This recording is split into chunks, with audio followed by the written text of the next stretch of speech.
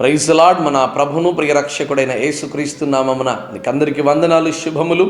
ఉదయకాలం ముందు దేవుడు మరొక పర్యాయము తన బిడ్డలైనటువంటి మనందరినీ సజీవులుగా ఉంచినందుకు ఆ ప్రభుకి మహిమ కలుగును గాక. ఈ దిన దేవుని వాక్కు కొరకు ఎదురు చూస్తున్నారా? అయితే చూద్దాం. యెషయా గ్రంథం 53వ అధ్యాయము 5వ వచనం.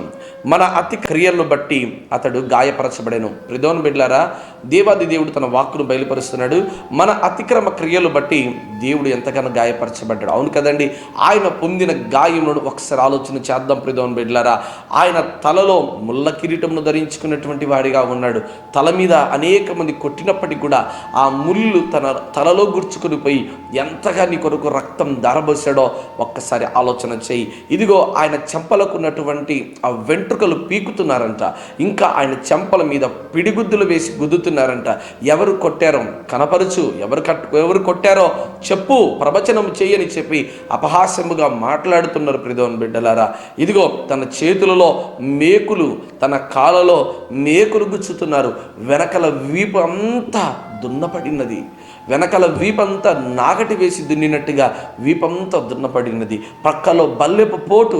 ఒక వ్యక్తిని చంపాలి అంటే మొదట చంపి శిలువ మీద ఎక్కించేవారు. కానీ ఇక్కడ ఏమవుతుందంటే చంపడానికే శిలువనెక్కించారు. ప్రియమైన బిడ్డలారా, యేసుక్రీస్తు ప్రభువారు ఈ లోకంలోనికి వచ్చి మనందరి పాపముల నిమిత్తం ఆయన ఎంతగానో గాయపరచబడ్డాడు. ఆయన పొందిన గాయములు, ఆయన కార్చిన రక్తం ఈరోజు మన పాపములను కడిగి వేస్తూ ఉన్నది కదా. ఈరోజు మనం చేసిన ప్రతి అపరాధమును బట్టి దేవుడు మనల్ని క్షమించేవాడిగా ఉన్నాడు. మన అపరాధమును బట్టి ఆయన మన ఎడల ప్రేమ చూపించేవాడై ఉన్నాడు. ఒకవేళ నువ్వు అలాంటి స్థితిలో ఉన్నావేమో, ఒక ప్రభు విషయంలో ఇంకా నువ్వు దూరంగా ఉండి ఆయన ఎంతో బాధ పెడుతున్నావేమో, మనము చేసిన ప్రతి అపరాధములు బట్టి ఆయన ఎంతో గాయపరచబడ్డాడు. తన చేతులు, తన కాళ్ళు ఒక్కటే కాదండి, ఆయన చెంపల మీద వెంట్రుకలు పీకుతున్నారు, చెంపలకేసి కొడుతున్నారు. ఎంతో రక్తం ధారబొడ్చబడతా ఉన్నది.